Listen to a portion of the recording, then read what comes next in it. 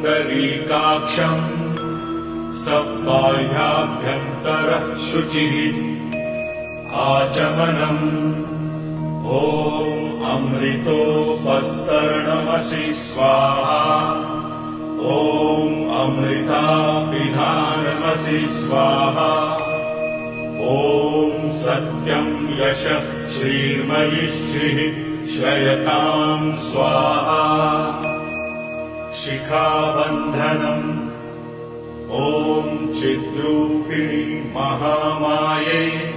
दिव्यतेजः समन्विते इष्टदेवी शिखामध्ये तेजो वृद्धिं कुरुस्व मे प्राणायामः ॐ भुः ॐ भुवः ॐ स्वः ॐ महः ॐ जनः ॐ तपः ॐ सत्यम् ॐ भूर्भुवस्वः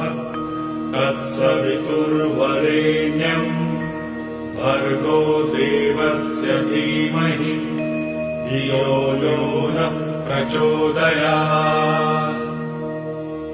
ॐ आपो ज्योतिरसोऽमृतम् ब्रह्म